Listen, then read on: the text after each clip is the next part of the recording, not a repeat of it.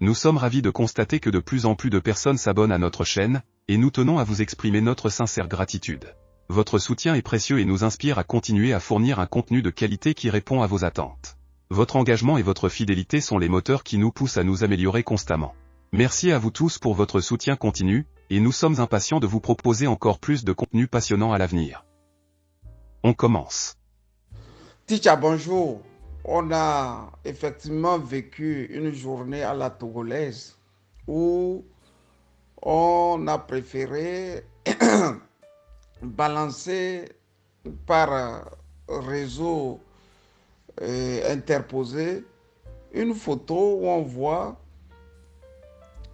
juste derrière Faure Gnassingbé le journaliste Alain Foka et tout à côté de lui le ministre du Travail, Gilbert Bawara, les deux flanqués d'un binocle au visage. On a interprété comme on veut, on a fait de ça l'actualité du jour. Sauf qu'au Togo, on n'a jamais pris sur nous de voir comment combattre ce genre de choses. Au lieu de s'imaginer des scénarios pour mettre fin au grand banditisme d'Alain Foka, on a préféré, comme d'ailleurs on le faisait en son temps avec Rekia Madougou. On se lève, on voit Rekia Madougou qui plastronne, qui jubile, qui menace même nos mamans, nos soeurs. Au lieu de trouver des parades pour l'éteindre définitivement, on est là à l'armoyer. Comment Rekia peut faire ça? Comment Rekia peut venir au Togo et marcher comme si elle était en territoire conquis? Ticha, si les Béninois ne s'étaient pas levés et arrêté Rekia Madougou, Rekia serait encore à Lomé en train de plastorner. Elle serait là, en train de parader devant nous tous. Puisque chez nous, c'est la grande gueule. On n'a jamais pu réfléchir, se dire que non. Ce que Rekia ne peut pas faire au Niger, là, pourquoi elle le fait au Togo? Pourquoi elle ne peut pas plastronner au Niger, mais elle le fait au Togo? Pourquoi elle ne peut pas faire ça au Cameroun? Pourquoi elle ne peut pas faire ça au Sénégal? Non, on ne se pose pas des questions comme ça. Mieux, on s'en prend parfois aux propres frères pour la simple raison qu'un frère a dit non, le ministre là, je l'ai connu. On a mangé ensemble, on a bu ensemble. Quand tu le dis par honnêteté intellectuelle, ils se mettent à te harceler. Laissant même les pillards, quand je dis les pillards là, je sais de quoi je parle. Rekia ne prend pas 1 million aux Togolais. Elle ne prend pas 100 millions aux Togolais. Elle prend des milliards aux Togolais. Donc, quand je parle de Rekia, mettez en même temps le doigt aussi sur le mercenaire, Alain Foka. Alain Foka est un mercenaire. C'est un mercenaire. Quand on dit un mercenaire, le mot n'est pas assez fort. Un mercenaire, celui-là, qui va dans un pays, fait un acte et en retour, récolte de l'argent. C'est-à-dire tout ce que tu poses en termes de travail doit être rémunéré. Si c'est le mensonge, si c'est la guerre, si c'est l'écriture, mais tu exiges ici et tout de suite qu'on te paie pour le travail rendu. Pour vous dire que Alain Foka est un mercenaire. Et là où nous ne comprenons pas aussi, ou bien nous ne voulons jamais, nous, On n'écoute jamais au Togo. Nous, on entend. Kofi Enyam est sorti au micro de RFI vis-à-vis de... au micro de RFI et en face de Bois-Bouvier. Et il dit à Bois-Bouvier, le pouvoir au Togo s'achète. C'est-à-dire la famille Nyasingbe, les Nyasingbe, eux achètent leur pouvoir. Mais quand Bois-Bouvier veut en savoir comment on achète le pouvoir, il dit, mais beaucoup de chefs d'État de l'Afrique de l'Ouest lui ont dit que les Nyasingbe achètent leur pouvoir.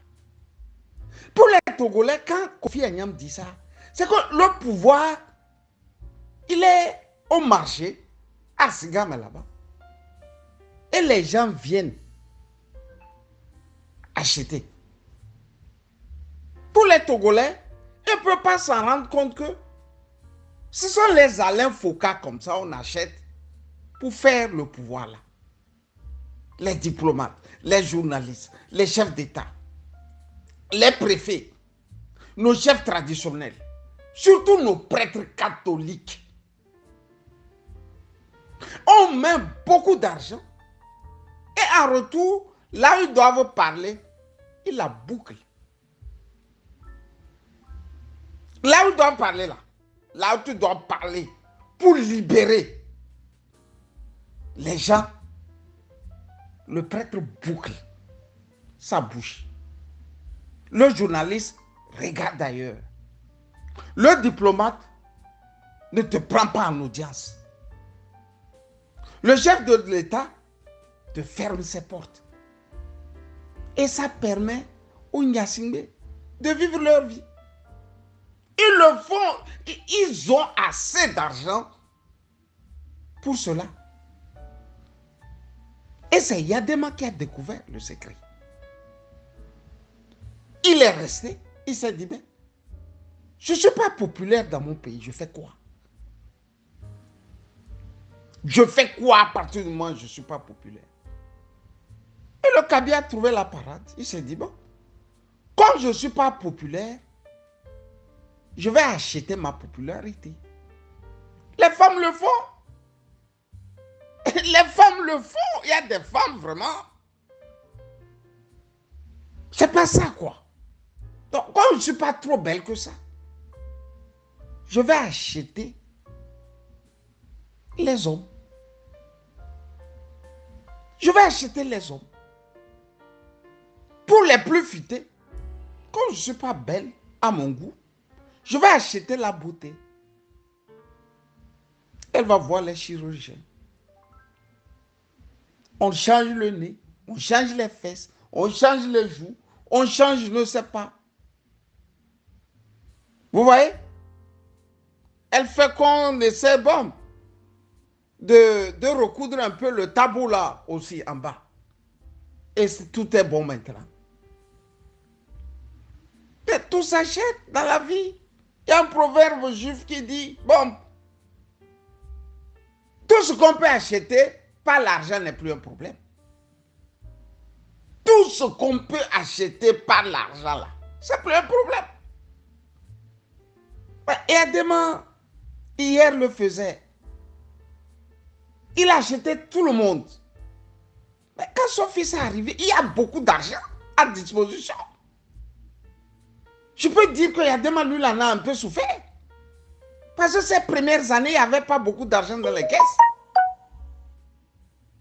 Mais quand Fon, lui, il arrive avec des milliards. Et il arrive avec une vague de jeunes corrompus venus d'Europe. Soit dit-on en passant, constituant la diaspora. Mais il a l'argent, il est assis sur l'argent. Il fait ce qu'il veut avec l'argent. Et vous l'interdisez d'acheter son pouvoir. Vous l'interdisez d'acheter. Si vous êtes à sa place, qu'auriez-vous fait? Vous aurez aussi acheté ça. Parce qu'il y a l'argent. Il y a l'argent et abondamment. Kofi Enyam vous l'a dit. Vous ne voulez pas écouter. Pour vous faire entendre. Comment ça? Pourquoi Alain Foka est derrière? C'est un voyou, un mercenaire de la plume. C'est un mercenaire. Quand il s'était replié vers le Togo, on n'a quand même pas dit, les Togolais nous ont dit, nous sommes des jaloux. Nous sommes des jaloux. Quand cette affaire de panafricanisme, mais de Robert Doucet a commencé, j'ai dit, il faut arrêter cette affaire-là rapidement. Pour la simple raison que ces gens-là ont des milliards, et si on ne sait pas faire, ils vont éteindre le panafricanisme, le vrai, pour imposer le leur. Parce qu'ils ont une machine financière illimitée. Vous pensez que quand Ford ne sera plus au pouvoir, les maisons seront vides de billets de CFA? Mais ce que vous avez vu du côté du Gabon, où on vous montre des tonnes et des tonnes de billets d'argent, mais il faut multiplier par 20, par 40, par 50, et vous avez chez les Nyasingbe ce que je vous dis là. Vous pensez que c'est de la blague? 38 ans de pouvoir du père, et bientôt 20 ans du fils, ça fait 58 ans, et en 58 ans, ce qu'on peut générer en termes de vol, de pillage, mais sauf le bon Dieu le sait. Maintenant, que faire? Que faire? Lénine n'avait jamais fait un diagnostic sans trouver de solution. Alain Foka a un territoire conquis au Togo parce que c'est le seul pays où il y a des bébêtes. C'est le seul pays où on l'ouvre et on va se coucher. C'est le seul pays où on fait la révolution à midi, on va manger à Imolou et puis bon, dans l'après-midi, on revient commencer la révolution. C'est le seul pays où on est en train de faire la révolution, on cesse pour prier et après on continue. Pour vous dire qu'il y a une anomalie dans ce pays-là. Il y a quelque chose qui ne va pas au Togo. Ce qu'il faut faire est ce que tous les pays font. Il y a un exemple très simple que les Congolais de Kinshasa ont fait en Europe et ça a marché. Quand Kabila fils est rentré au pouvoir, est arrivé au pouvoir, pardon, mais tous les artistes du Congo, les Kofi Olomide, les Fali Opupa, et après on a vu une ribambelle de pasteurs et de prêtres se coller tout autour de lui. Ils prennent beaucoup d'argent du côté de Kinshasa. Ils viennent en Europe ici, soit dit en passant, ils veulent faire des concerts pour les artistes et pour les prêtres et les pasteurs. Ils veulent prier. Ils viennent, ils raquettent encore la diaspora congolaise en Europe. Après avoir raquetté la diaspora congolaise au Congo, c'est-à-dire la diaspora de l'intérieur. C'est comme ça qu'ils vivaient. Il y a eu un groupe d'hommes qui s'est dit, ben là, ces gens-là, c'est eux qui garantissent la dictature dans notre pays. Ils ont commencé par les tabasser en Europe. Quand ils apprennent que Kofi Olomide est là, le concert n'aura pas lieu. Quand ils apprennent que Fali Ipupa est là, le concert n'a pas lieu. Quand ils apprennent qu'un pasteur est arrivé du Congo ou un prêtre pour faire je ne sais quoi, des journées de prière ou je ne sais quoi, ils sont traqués. J'ai une anecdote. J'ai vu ma fille et sa maman faire les allers-retours là. Soit dit-on en passant, un pasteur du Congo va arriver. Ils vont aller prier. Un jour d'été 2012, je vois ma fille dans son 41 avec sa maman. Où allez-vous? Ah, un pasteur est arrivé, on va pour prier. Je n'ai rien dit. Au bout de 3 heures de temps, je vois madame de retour. Elle sort de sa voiture. Vraiment d'une manière un peu brutale. Laisse ma fille. Je vois ma fille qui me lève la main là, comme pour me dire, papa, viens me sortir de la voiture. Je vais ouvrir la portière. Et ma fille qui me lance, papa, mon chapeau est vague. Elle avait à peine 5 ans. J'ai dit, ton chapeau est vague? Ton joli chapeau là, tu es sorti avec? Oui, c'est vague. Qu'est-ce qu'il y a? Elle n'arrivait pas à m'expliquer ce qui s'est passé. À 5 ans, on ne peut pas expliquer la brutalité qu'on a vue. C'est après que je m'en rendrai compte que les Congolais ont été là-bas, les tabassés et les prêtres et tout le monde qui était venu pour prier, et que sa maman, c'est-à-dire ma compagne avait laissé ma fille comme ça, parce que c'était le sauve-qui-peut. Mais depuis 2012, je ne l'ai plus jamais entendu me dire qu'elle s'en va pour prier. Parce qu'ils savent que si le prêtre là, le pasteur là arrive, ils vont être passés à tabac. Mais si vous faites ça au Togo, vous pensez que les Alain Foucault vont parader? Ils sont nombreux comme ça, les Camerounais là, les Français. Mais s'il est à l'hôtel du 2 février, il manque, il est en train de faire le panafricanisme. Mais comme Fournier va envoyer les Soudards, vous pouvez être dans les quartiers en train aussi de siffler, criant à huer à dire qu'Alain Foucault est un voleur. Le menaçant, ne serait que verbalement.